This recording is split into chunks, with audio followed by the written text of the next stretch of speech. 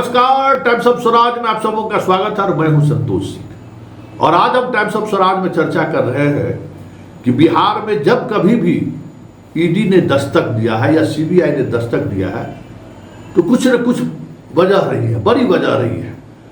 और वो वजह अक्सर सत्ता समीकरण को बदलने को लेकर है। चाहे 2017 का वो छापेमारी हो जो लालू परिवार के यहाँ अचानक छापेमारी हुई, नीतीश कुमार 2015 में नीतीश और लालू ने मिलकर साथ चुनाव लड़ा था, बीजेपी का सुपड़ा साफ हो गया था और साथ सरकारें चल रही थी, 2 बरस सरकार चली, अचानक छापेमारी होती है और उस छापेमारी के बाद सरकार बदल जाती है। तो वो उस छापेमारी का आउटकम भी बाद में आया, कुछ FIR वगैरह भी हुई लालू यादव पर, लेकिन उसके बाद जब कभी भी छापेमारी हुई, हाल के दिनों में भी छापेमारी हुई तो यही सत्ता परिवर्तन हुआ। लेकिन इस बार जो छापेमारी हुई है, संजीव हंस के यहाँ हो रहा है या फिर गुलाब यादव के सहारे जो नेटवर्क पर अटैक हो रहा है, इस समझ में नहीं आ रहा है कि भाई आखिर नीतीश से शाह और मोदी चाह क्या रहे। बड़ा सवाल है। हर कोई बिहार के पॉलिटिक्स को जानने वाला हर कोई हैरान है कि क्यों भाई, क्या सौदे, अब क्या चाहिए नीतीश को से, नीतीश से क्या चाहिए। क्योंकि याद करिए, अगर यही बात अगर कहिए तो 2017 का रेट हुआ, उसके बाद जब फिर दोनों अभी हाल के दिनों में दोनों साथ आए थे, 17 महीना साथ रहे, उस दौरान सरकार बदलने के साथ ही ईडी का रेड हुआ।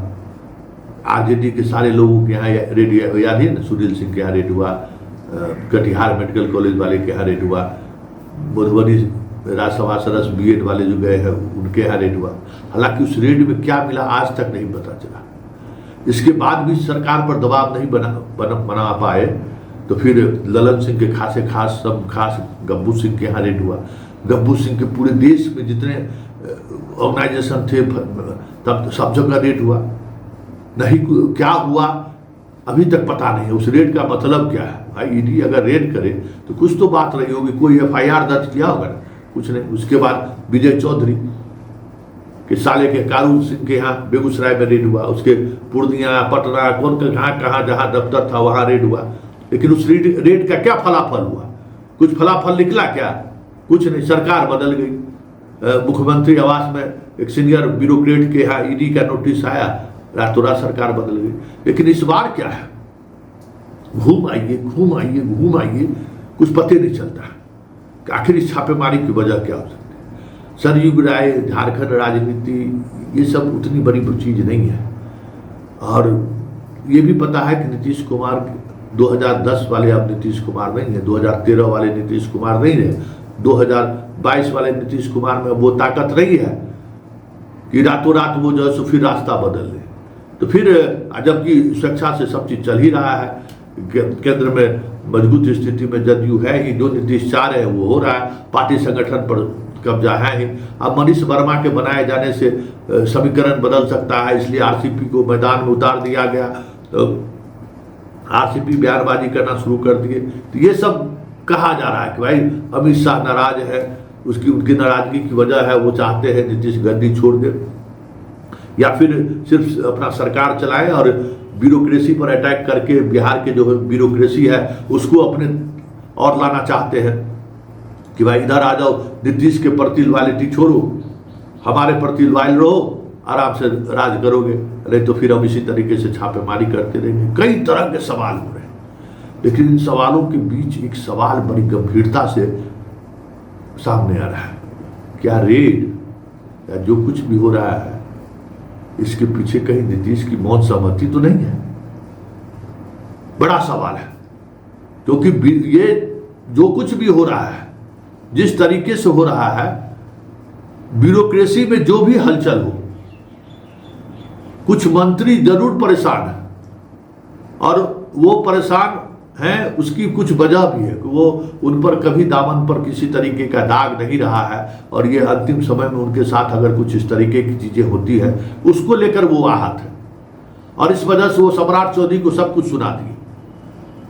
लेकिन अगर बृहत स्तर पर सोचिए तो जो नीतीश के जो किचन कैबिनेट है पॉलिटिकल पार्टी का जो किचन कैबिनेट है उसमें कोई हलचल नहीं है।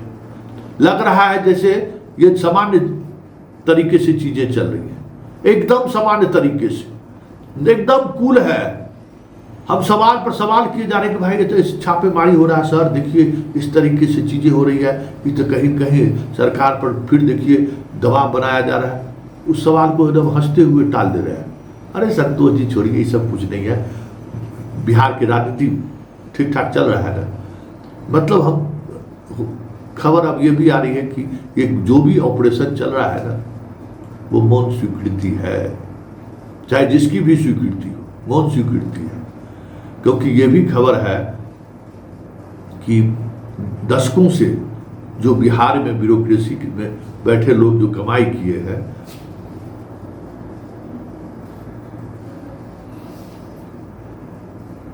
बिहार के ब्यूरोक्रेसी में जो बैठकर माल कमाए हैं, वो हिस्सेदारी देना बंद किए हुए कई वर्षों से। उसका हिसाब किताब हुआ तो निकला करे ये तो खाली कमाइए रहा है, कुछ इधर उधर हो नहीं रहा है।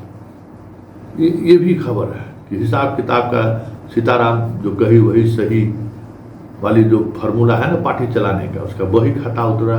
निकला पता चला कि भाई बिहार में जो खेल हो रहा है उसका तो कोई कट हिस्सेदारी तो पार्टी को मिल ही नहीं रहा है। कुछ उस तरीके की चीजें दिख ही नहीं रही है। तो क्या ये सारा कुछ खेल बाबा के मौन स्वीकृति के साथ तो नहीं हो रहा है? अब इस तरीके की भी चर्चा होने लगी है, क्योंकि ब्यूरोक्रेसी में जिस तरीके की गुंडागर्दी चल रही है बिहार में और जिस स्तर पर चल रही है, माल तो सब कमा रहे हैं और माल कमा ही नहीं रहे हैं। समझिए कि माल कमाने में चारों तरफ से डूबे हुए भी हैं, फिर भी सब कंगाल है। तो कंगाली दूर होना चाहिए ना, तो कंगाली दूर कैसे होगा? यही सब तो तरीका है।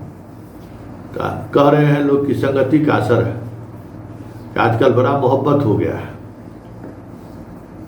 बूढ़ा बाबा का, काका जी का। आजकल वो भी कुछ कुछ टिप्स लेने लगे हैं। ये सब संगति में होता है ना भाई।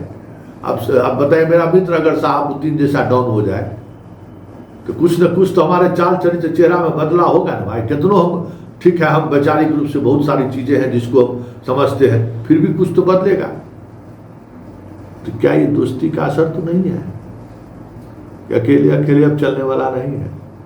बहुत कुछ हिसाब बन रहा है, तैयार है, चुकता तो करना पड़ेगा।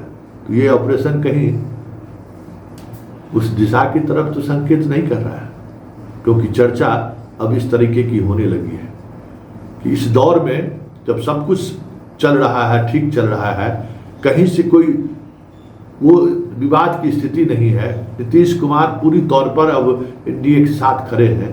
ऐसे में ईडी की छापेमारी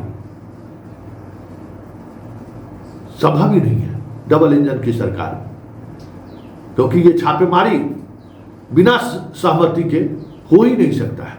ऐसे लोग मानने वाले भी हैं और ब्यूरोक्रेसी में ही ऐसे लोग मानने वाले हैं। दिल्ली ब्यूरोक्रेसी से जो लोग हैं जिनसे हमारी लगातार बातचीत हो रही है, और उनसे हम ये समझना चाहते हैं कि आखिर कौन सी ऐसी भूल हुई नीतीश कुमार से कि इस स्तर पर कार्रवाई शुरू हो गया। तो थोड़ा वक्त लिए उन्होंने, कहा कि थोड़ा हमको समय दीजिए चीज़ों को समझने के लिए।